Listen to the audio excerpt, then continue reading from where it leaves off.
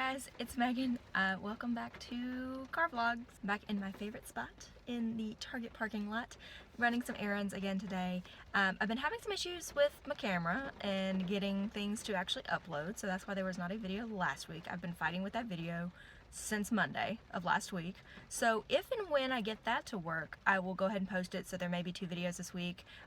If a random video pops up, it was supposed to be up last week and it was not, clearly. So that's what's happening there. So be on the lookout for that video. It'll be about picture spots in the Magic Kingdom. But today I'm going to talk about something that I think is really fun, because I had a friend who was going to Walt Disney World for one day. They said we are going to Disney for one day and we're going to try to do as much as we can in one day, all of the parks. Now, that sounds impossible. And it is, to really get everything out of all of the parks in one day. But you can go and you can do some great stuff in every park in one day.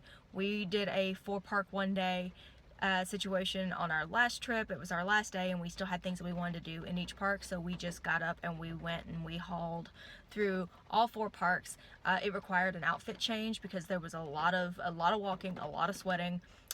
A lot of eating because that's what we do, but it can be done. So today I'm going to outline kind of, if I was to go to Disney World for one day and I needed to do all 4 parks in that one day, what would the ideal pattern be? This is not necessarily if you only have one day ever what you would need to do. This could also be like if you, like we did, if you just need to finish up some things on the last day, and you want to do a little bit in each park one last time. This would be a good pattern to take for us anyway. I'm going with the idea that this is a group of adults or people who are able to meet all of the minimum height requirements. It would not be necessarily great for families with small kids. I'm definitely going to start doing a couple of videos specifically about things that pertain to families with small kids and meeting height requirements and doing rider swaps and stuff like that, especially since there is a lot of school breaks coming up soon, so people are going to be going for Thanksgiving breaks and Christmas breaks, holidays in December and everything. So if that's something you're interested in, let me know. And here is my one Disney day, all 4 parks.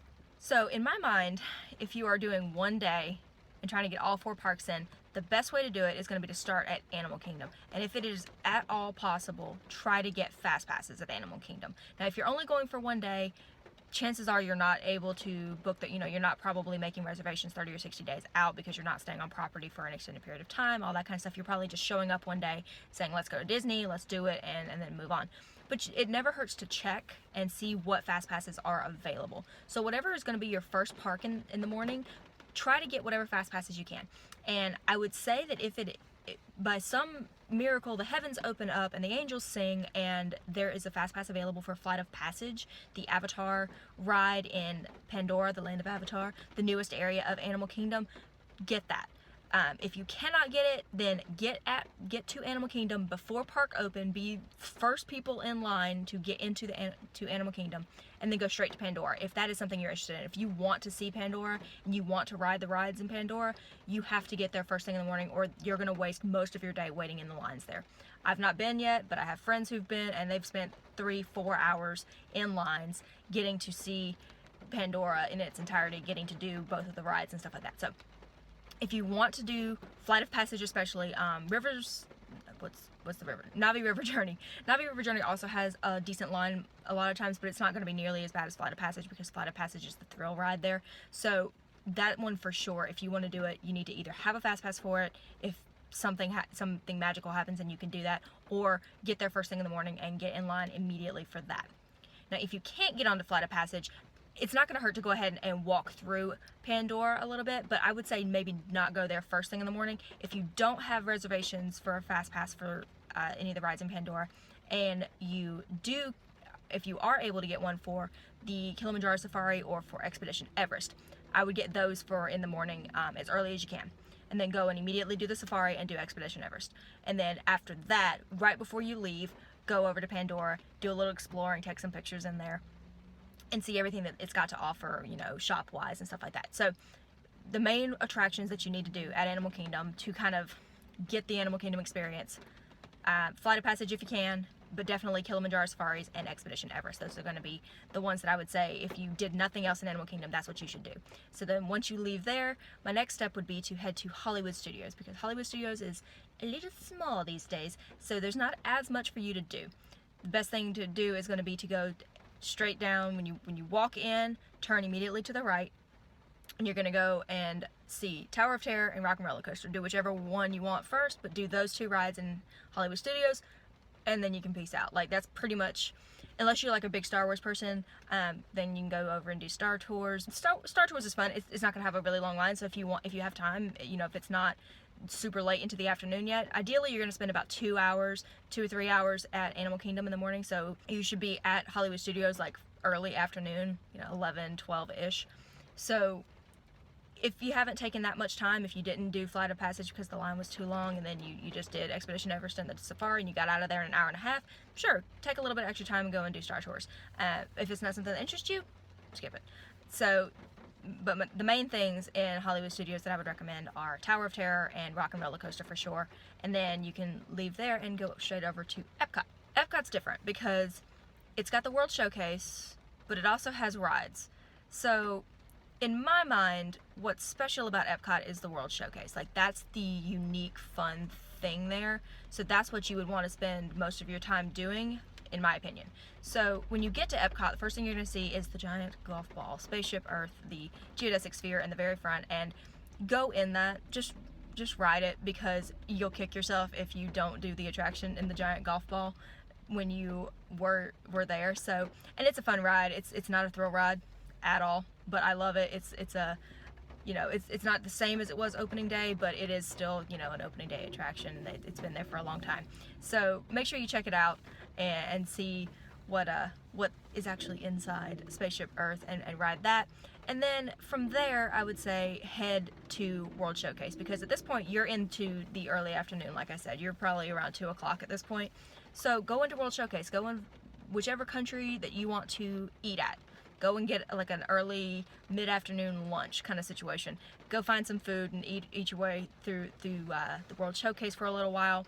And then after that, whenever you're done there, then go to Magic Kingdom. But I would say spend a good bit of time at Epcot, really get kind of exploring the different pavilions and all of that. And if that doesn't interest you as much, then obviously you could always spend more time doing the rides. You could do Soar and Test Track, but those are going to take a lot longer. You're going to be using more time in lines and not getting to experience as much, whereas if you just go and you walk through the pavilions, you're going to get a lot more experiences out of the time, is basically what I'm saying. So you can actually go and be doing stuff during that time, or you can be waiting in lines to do a couple of cool things, and they're really fun. But if you already are limited to that 24 hours, you just got one day, I would say go and do more in World Showcase, because you're going to get a lot more done. So then whenever you're done at World Showcase, Epcot, go to Magic Kingdom.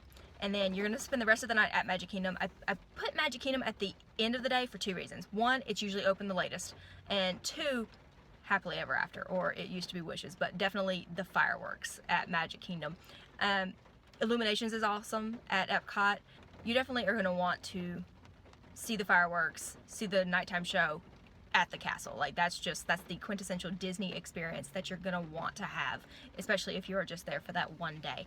So make sure that you go to Magic Kingdom last so that you can do that. But also, you're going to be able to experience a few more things if you are at Magic Kingdom, because it's open a little bit later. So when you get there after you've gone to Epcot, depending on how much time you have, you can get a good bit of stuff done, because there's so many rides at Magic Kingdom. The lines get spaced out pretty well, especially at nighttime. So I would say go in and immediately go to one of the mountains. I would say definitely do Space Mountain, because it's one of the, it's a really old ride. Everyone knows Space Mountain. Like, that's the one that you always know. And then I would say pick either Thunder or Splash. Whichever one of those two you want to do in Frontierland, pick one of those. If you don't want to get wet, clearly you're going to do Thunder Mountain. If you do want to get wet, do Splash Mountain. But definitely do one of those mountains. If you have time, obviously go ahead and do them both. But for time's sake, I'm saying pick one. And then after that, you can head over to Adventureland, and you can do either Pirates of the Caribbean or the Jungle Cruise. Both are, original attractions. They're going to be some of your very Disney things. That's why I've picked them, is because they are very quintessential. What's that word again? they're very specific to Disney World, and you really kind of get a feeling for this is what Walt's vision was. This is some of the stuff that he's done. And that's really cool, and that's something that you want to get when you're at Disney World. You want to see the history of Disney World, and make sure that you go to the Haunted Mansion in Liberty Square. You have to do Haunted Mansion, and Small World if you have time. When it's getting a little bit later, it's almost time for the fireworks, then head over to Main Street, and you can either just grab a snack depending on how much you ate at Epcot. You can just grab a snack, grab some popcorn, a Mickey bar, or whatever, and find a spot in the hub and just sit down and kind of snack there while you get a good spot for the fireworks. Or you can go over to Casey's Corner, grab a hot dog, some corn dog nuggets, those are my favorites, and the little crispy Disney fries. Get some of those, and just get a spot somewhere where you can go ahead and eat a little bit of something. It's going to be a little bit later since you ate lunch late, but go ahead and eat something and then watch the fireworks, and that's how you're going to finish off your day. So Animal Kingdom first, Hollywood Studios for a little quick jaunt in there, get that out of the way, then go over to Epcot and really spend some time at Epcot. I think Epcot and Magic Kingdom are the places that you want to spend the most of your time, and if you were going to eliminate a park completely, obviously take out Hollywood Studios, because it's a piece of fuzz, sorry. If you're going to eliminate one, definitely take out Hollywood Studios, because it's already so small and there's so few things that are like a big draw that you would need to do if you went there. Take that one out if you had to take one out, and then you're just going to save the time of transportation over there. Obviously this is going to be a lot easier if you have a car, because if you're having to get buses between all of the parks, I don't think they're doing the express transportation anymore. I think they did it a couple of months ago. That would have been really helpful, but since the buses don't go park to park, you would have to go to a resort and then get on a bus to go to a park. You had to go to Disney Springs and then get on a bus to go to a park. Or you can travel between Epcot and Hollywood Studios pretty easily, because there is a boat and there's actually a pathway where you can walk and get in the back kind of gate right at World Showcase. So if you're going to want to spend a lot of time at World Showcase and you're coming from Hollywood Studios, that may be a good option. That's what we did when we went on our 4-park day. We left Hollywood Studios, got on the boat, and rode over to Epcot, went in through International Gateway, the back entrance right between France and the UK Pavilion, and then we went and did all of the World Showcase stuff, and then we left from there. So if you do that, you can, maybe get a bus or take your car or whatever to Hollywood Studios, take the boat over to Epcot, do Epcot, then you can go to the front of Epcot, get the monorail to Magic Kingdom. Then, of course, at the end of the day, you're going to have to somehow get back to your vehicle over at Hollywood Studios, or get just get a bus from Magic Kingdom to whichever resort you left your car or are staying, whichever way you do that. So that's my synopsis of what I would do if I just had one day to do all 4 Walt Disney World parks. Definitely an experience. It's different. It's hard. It's tiring. It's going to be an exhausting day if you do that. But if you just got one day, you really want to get the most out of it that you can. Have you ever done all 4 Disney parks in one day? Did you try? Did you fail? Let me know down below what would be your best way of doing that. And I will see you guys in my next video. Bye, y'all.